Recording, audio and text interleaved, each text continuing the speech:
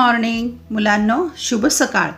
अर्थशास्त्र इयत्ता 12वी हा विषय आपण अभ्यासाला घेतलेला आहे आणि यामधील प्रकरण क्रमांक 9 भारतातील नाणे बाजार आणि भांडवल बाजार, money market and capital market in India हे नवीन प्रकरण आज आपण सुरुवात करत आहोत आणि यामधील उपघटक अभ्यासणार आहोत वित्तीय बाजार आणि नाणे बाजार. प्रस्तावना. वित्त हा अर्थव्यवस्थेचा कणा आहे. मूलतः वित्त हे पैशाच्या व्यवस्थापनाशी संबंधित असते. यामध्ये व्यक्ती, उद्योग संस्था आणि शासनाला विविध उद्देशासाठी आवश्यक असणाऱ्या निधींचा समावेश होतो. वैयक्तिक वित्त, औद्योगिक वित्त व सार्वजनिक वित्त असे वित्ताचे वर्गीकरण करता येते. निधी गतिशील करणे आणि निधीचे वाटप करण्यासाठी देशाची वित्तीय व्यवस्था जबाबदार असते. वित्त व्यवस्था देशाच्या आर्थिक विकासासाठी आवश्यक असलेल्या संपत्तीच्या निर्मितीस मदत करते. भारतातील वित्त प्रणालीमध्ये वित्तीय संस्था, वित्तीय बाजारपेठ, वित्तीय साधने आणि वित्तीय सेवा यांचा समावेश होतो. वित्त हा अर्थव्यवस्थेचा कणा आहे, बॅकबोन. आणि मूलतः वित्त हे कशाशी संबंधित आहे तर पैशाच्या व्यवस्थापनाशी संबंधित आहे. त्यामध्ये व्यक्ती, उद्योग संस्था आणि सरकार विविध उद्देशासाठी आवश्यक जो निधी असतो त्याचा समावेश होतो. निधीचा समावेश म्हणजे पैसा. वैयक्तिक वित्त, औद्योगिक वित्त आणि सार्वजनिक वित्त असे वित्ताचे वर्गीकरण 3 प्रकार. त्यांचं काम आहे निधी गतिशील करणे आणि निधीचे वाटप करण्यासाठी ही व्यवस्था जबाबदार असते. देशाच्या आर्थिक विकासासाठी आवश्यक असलेल्या संपत्तीच्या निर्मितीला ही वित्त व्यवस्था मदत करते. वित्त प्रणालीमध्ये वित्तीय संस्था, वित्तीय बाजारपेठ आणि वित्तीय साधने, वित्तीय सेवा यांचा समावेश होतो. आता भारतातील वित्तीय प्रणाली कशी आहे ते आपण आता पाहू. वित्तीय संस्था, वित्तीय बाजारपेठ, वित्तीय साधने आणि वित्तीय सेवा म्हणजे वित्तीय बाजार हा वित्त प्रणालीचा एक महत्त्वाचा घटक आहे. वित्तीय बाजारपेठेचा अर्थ आपण समजावून घेऊया. वित्तीय बाजारपेठेत रोखे म्हणजे बॉन्ड म्हणतात त्याला, भाग म्हणजे शेअर्स, व्युत्पन्न रोखे म्हणजे डेरिव्हेटिव्ह, सरकारी रोखे, विदेशी चलन इत्यादी सारख्या आर्थिक मालमत्तांची खरेदी विक्री केली जाते.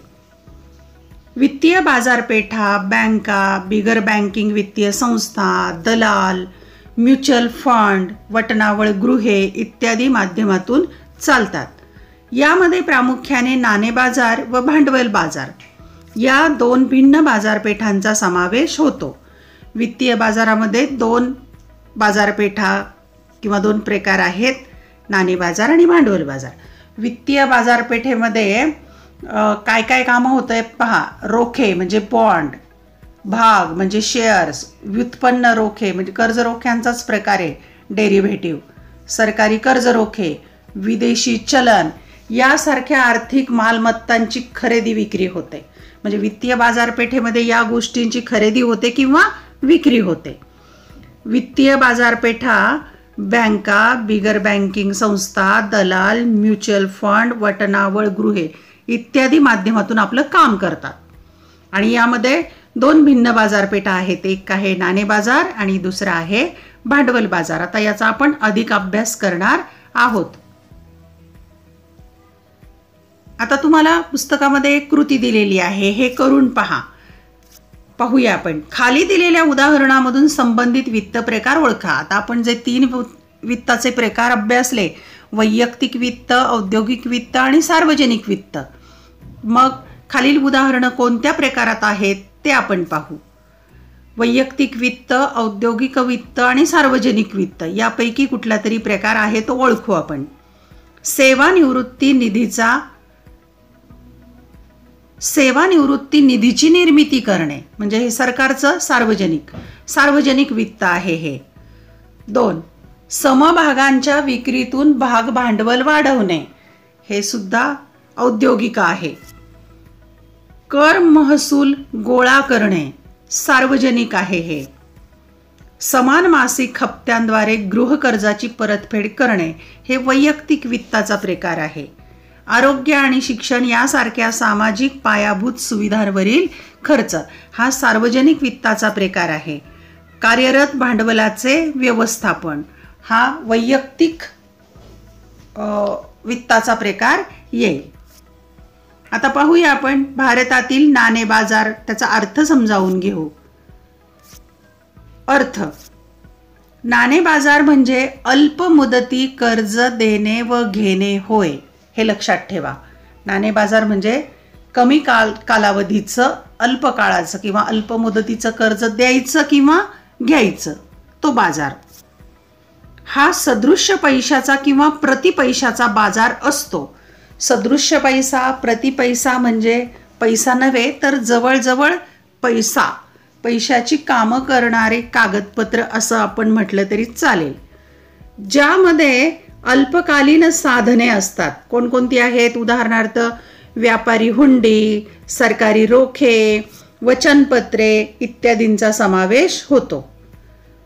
अल्पकालीन मुदतीच्या कर्ज देण्या घेण्याच्या व्यवहारासाठी व्यापारी हुंडी, सरकारी रोखे, वचनपत्रे इत्यादींचा वापर होतो. अशी साधने अत्यंत तरल, कमी जोखमीची व 1 वर्ष किंवा त्यापेक्षा कमी मुदतीची परिपक्वता असणारी व सहज विक्रीयोग्य असतात. ही जी साधनं आहेत ती कमी जोखमीची आहेत, तरल, 1 वर्षाच्याच काळापुरती मर्यादित असतात, कमी मुदतीची म्हणजे पटकन खरेदी विक्री त्याची होऊ शकते. आता भांडवल उभारणीसाठी सरकार अशा कर्जरोख्यांची खरेदी विक्री करत असते.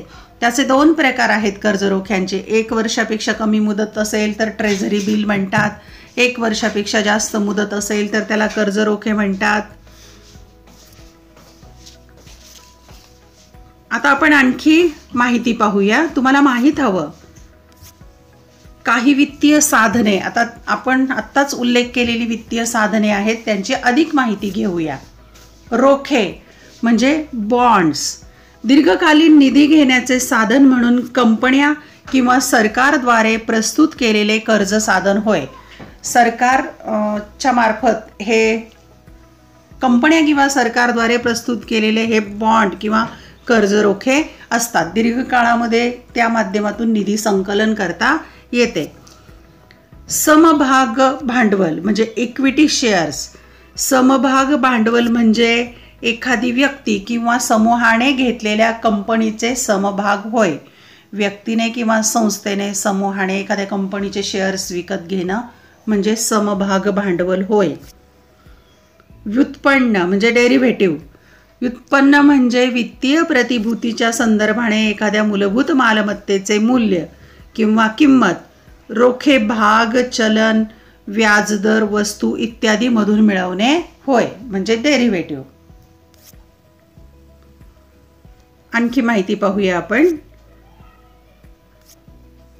सरकारी रोखे म्हणजे गव्हर्नमेंट सिक्युरिटीज. सरकारी रोखे म्हणजे परिपक्वता कालावधीत परतफेड करण्याचे आश्वासन देऊन सरकारने प्रस्तुत केलेल्या कर्जाचे साधन होय.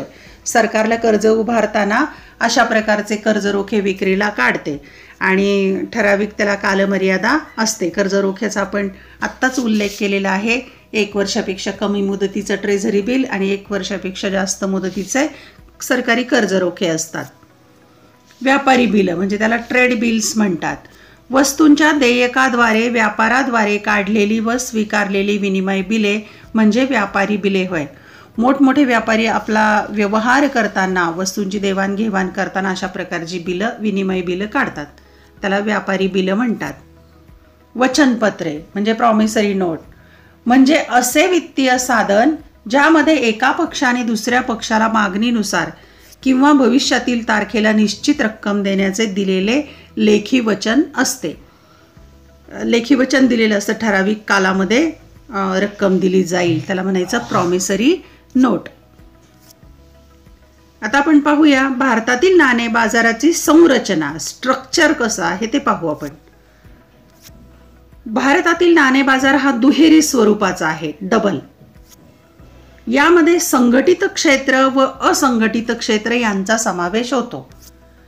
संघटित क्षेत्रात भारतीय रिझर्व्ह बँक म्हणजे RBI, व्यापारी बँका, सहकारी बँका, विकास वित्तीय संस्था, गुंतवणूक संस्था, भारतीय सवलत व वित्तगृह DFHI यांचा समावेश होतो. असंघटित क्षेत्रात सावकार, स्थानिक वित्तीय पुरवठा करणाऱ्या संस्था म्हणजे बँकर्स व अनियंत्रित बिगर बँक वित्त पुरवठा मध्यस्थ संस्था यांचा समावेश होतो. दुहेरी स्वरूपाचा नाणे बाजार आहे, दोन क्षेत्र, एक आहे संघटित आणि दुसरं आहे असंघटित. संघटित क्षेत्रामध्ये रिझर्व्ह बँक, व्यापारी बँक, सहकारी बँका, विकास वित्तीय संस्था, गुंतवणूक संस्था, भारतीय सवलत व वित्तगृह. आणि असंघटित क्षेत्रामध्ये सावकार, स्थानिक वित्तीय पुरवठा करणाऱ्या संस्था म्हणजे बँकर्स, अनियंत्रित बिगर बँक वित्त पुरवठा करणारे आणि मध्यस्थ संस्था यांचा समावेश होतो.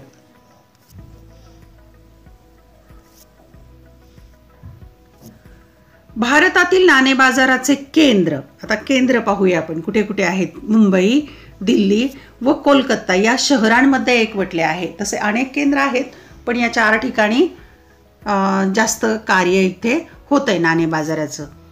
त्यामध्ये मुंबई हे एकमेव प्रभावी नाणे बाजाराचे केंद्र आहे. मुंबई मात्र अतिशय प्रभावी आहे, ज्यामध्ये भारतातील सर्व भागांमधून पैशाचा ओघ येतो.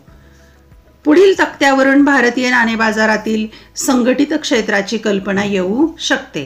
आता पाहूया आपण संघटित क्षेत्र कोणकोणती आहेत आणि असंघटित कोणती आहेत. पहा, या तक्त्यामध्ये दर्शवलेलं आहे. संघटित क्षेत्र भारतीय रिझर्व्ह बँक, व्यापारी बँक, सहकारी बँक, विकास वित्तीय संस्था, भारतीय सवलत व वित्तीय गृह. आणि असंघटित क्षेत्रामध्ये स्थानिक बँकर्स, सावकार, अनियंत्रित बिगर बँक वित्तीय मध्यस्थ संस्था. अशा प्रकारे आपण पुढील भागामध्ये या संघटित क्षेत्रातील रिझर्व्ह बँकेचा स्वतंत्रपणे अभ्यास करणार आहोत. धन्यवाद. व्हिडिओ आवडल्यास चॅनल सबस्क्राईब करायला विसरू नका, बेल आयकॉन दाबायला विसरू नका, लाईक करा, कमेंट करा, तुमच्या मित्रमैत्रिणींना व्हिडिओ लिंक शेअर करा. तसेच तुम्हाला येणाऱ्या अडीअडचणी कमेंट बॉक्समध्ये तुम्ही सांगितल्या तर त्यावर मला आणखी तुम्हाला माहिती द्यायला संधी मिळेल. धन्यवाद. अभ्यासासाठी शुभेच्छा.